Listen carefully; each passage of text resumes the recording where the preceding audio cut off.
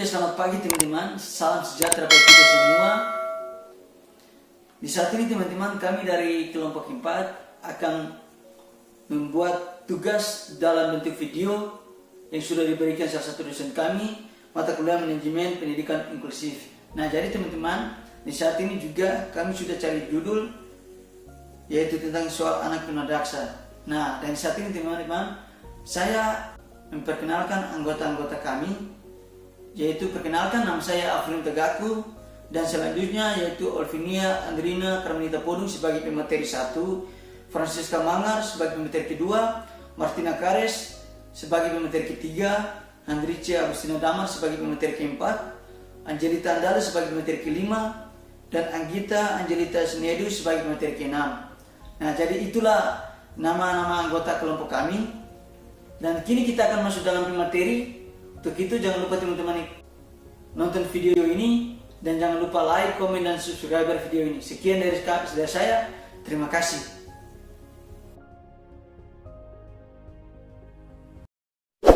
Terima kasih untuk kesempatan yang telah diberikan. Perkenalkan, nama saya Olvinia Andreina Carmenita Podung, NIM 2060658, Fakultas Ilmu Sosial, Program Studi S1 Pendidikan Sosiologi. Saat ini saya akan menjelaskan tentang definisi anak tunadaksa. Tunadaksa adalah anak yang mengalami kelainan atau cacat yang menetap pada alat gerak seperti tulang, sendi, dan otot sedemikian rupa sehingga memerlukan pelayanan pendidikan khusus. Selanjutnya saya akan bacakan tentang definisi menurut para ahli. Yang pertama, menurut ahli Ahmad Toha Muslim dan Sugiyarmin, menjelaskan tunadaksa adalah istilah lain dari tuna fisik atau cacat tubuh, yakni berbagai kelainan bentuk tubuh yang berdampak pada kelainan fungsi tubuh untuk melakukan gerakan-gerakan yang dibutuhkan. Yang kedua, menurut Mumpuniarti, menguraikan pengertian tunadaksa, yakni kelainan yang terjadi bukan pada indera tetapi kelainan yang terjadi pada anggota tubuh yang sehingga orang tersebut memerlukan layanan, peralatan, serta program latihan yang spesifik. Meskipun memiliki keterbatasan fisik, anak tersebut berhak memperoleh pendidikan seperti anak normal lainnya. Dan yang terakhir, menurut Sujihati Somantri, menjelaskan pengertian tunadaksa yakni suatu keadaan rusak atau terganggu akibat gangguan yang terjadi pada sistem alat gerak seperti tulang, otot, dan sendi yang menyebabkan kelainan fungsi. Demikian penjelasan dari saya, disampaikan terima kasih. Saya akan menjelaskan poin yang kedua, yaitu penyebab anak tunadaksa. Setelah mengetahui arti tunadaksa, Anda juga harus memahami penyebabnya. Kondisi ini dapat terjadi akibat kecelakaan, penyakit, ataupun bawaan sejak lahir. Poin yang pertama, adapun faktor-faktor yang berpotensi menjadi penyebab tunadaksa adalah: yang kedua, faktor prenatal sebelum kelahiran. Tunadaksa yang diperoleh ketika janin masih di dalam kandungan seperti faktor genetik dan kerusakan pada sistem saraf pusat. Yang ketiga, faktor neonatal saat lahir. Tunadaksa yang terjadi karena adanya kendala saat ibu melahirkan, seperti memaksa persalinan normal saat posisi bayi sungsang ataupun bentuk pinggul ibu yang sempit, pendarahan di otak, hingga penggunaan anestesi yang berlebihan. Keempat, faktor postnatal setelah lahir. Beberapa kondisi yang terjadi setelah bayi dilahirkan juga bisa mengakibatkan tunadaksa, seperti penyakit radang selaput otak, meningitis radang otak, ensafilitis, ataupun saat ada benturan keras di kepala anak, misalnya saat terjatuh. Sekian. Perkenalkan, nama saya Martina Kares dari Lintas Prodi Pendidikan Sosiologi.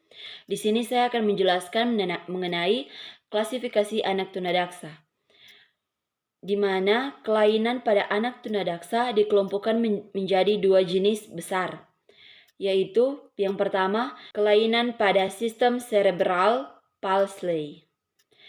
Cerebral palsy SEI adalah penyakit yang menyebabkan gangguan pada otot, gerak, dan koordinasi tubuh.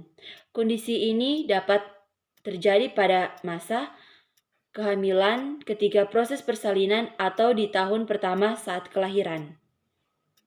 Gejala cerebral palsy atau lumpuh otak sangat beragam. Pada tingkat paling parah, cerebral palsy dapat menyebabkan kelumpuhan. Penderitaannya mungkin memerlukan peralatan khusus untuk bisa beraktivitas. Penyakit ini bahkan dapat menyebabkan penderitaan tidak mampu berjalan sehingga memerlukan perawatan seumur hidup. Yang kedua, polio. Polio adalah penyakit saraf yang dapat menyebabkan kelumpuhan permanen. Penyakit ini disebabkan oleh infeksi virus dan sangat menular, tetapi dapat dicegah dengan melakukan imunisasi polio.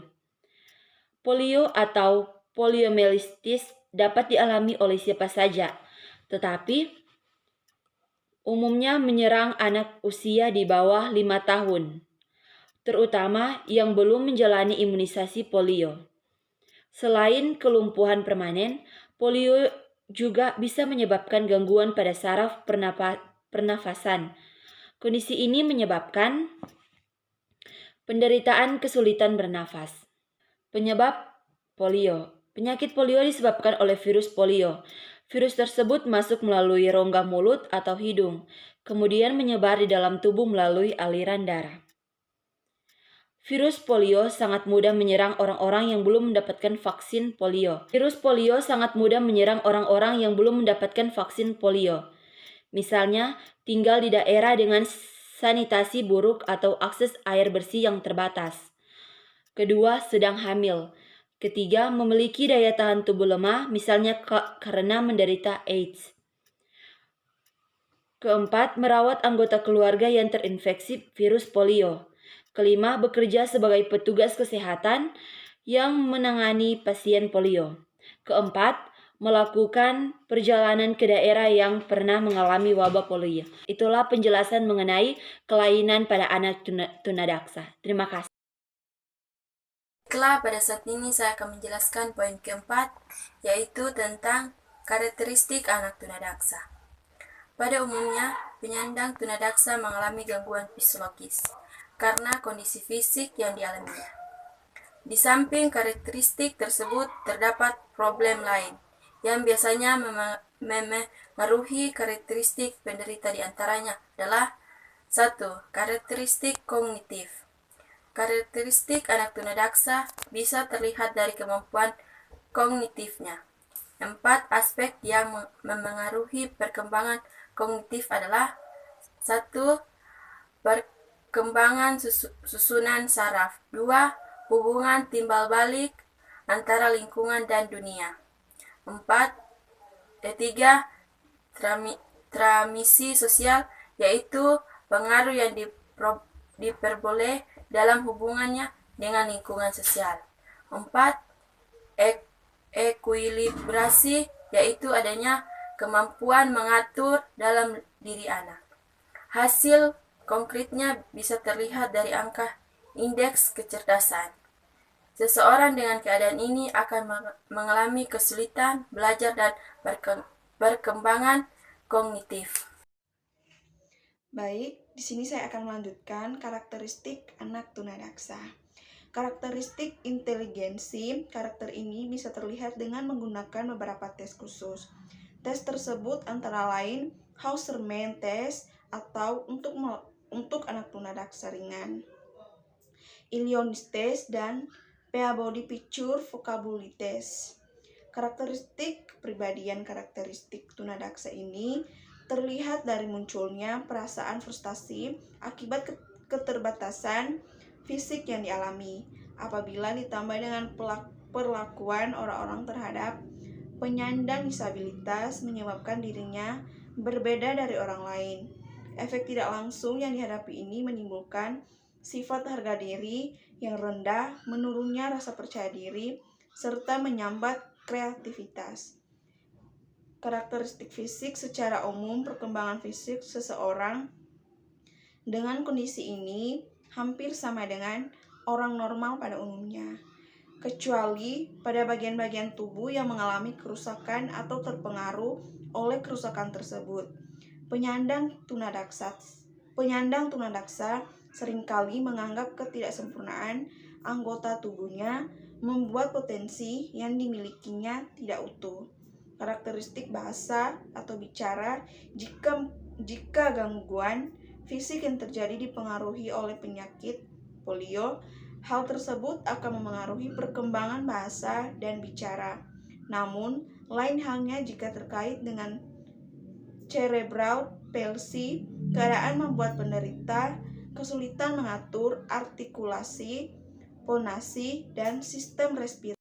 Di sini saya akan membacakan kesimpulan dari materi yang telah kami buat. Tunadaksa adalah ketidakmampuan anggota tubuh untuk melaksanakan fungsinya disebabkan oleh berkurangnya kemampuan anggota tubuh untuk melaksanakan fungsi secara normal akibat luka, penyakit, atau pertumbuhan yang tidak sempurna, sehingga untuk kepentingan pembelajarannya perlu layanan secara khusus. Seperti juga kondisi ketuntasan yang lain, kondisi kelainan pada fungsi anggota tubuh atau tunadaksa dapat terjadi pada saat sebelum lahir yaitu prenatal, saat lahir yaitu neonatal, dan setelah anak lahir yaitu postnatal. Insiden kelainan fungsi anggota tubuh atau ketunadaksaan yang terjadi sebelum bayi lahir atau ketika dalam kandungan, diantaranya dikarenakan faktor genetik dan kerusakan pada sistem saraf pusat, sama seperti bentuk kelainan atau ketuntasan yang lain. Kelainan fungsi anggota tubuh atau ketunadaksaan dialami seseorang yang memiliki konsekuensi atau akibat yang hampir serupa, terutama pada aspek kejiwaan penderita, baik berefek langsung maupun tidak langsung. Dalam konteks perkembangan kognitif menurut Gunarsa 1985, paling tidak ada 4 aspek yang turut mewarnai, yaitu sebagai berikut. Yang pertama itu kematangan, kedua yaitu pengalaman, ketiga itu transmisi sosial, dan keempat itu ekuilibrasi. Sekian dari saya, terima kasih. Nah, jadi itulah teman-teman hasil materi kami ya tentang soal anak tunadaksa. Kiranya teman-teman dapat dipahami dan mengerti yang sudah dijelaskan tadi dari kelompok kami. Sekian dari kami teman-teman. Terima kasih.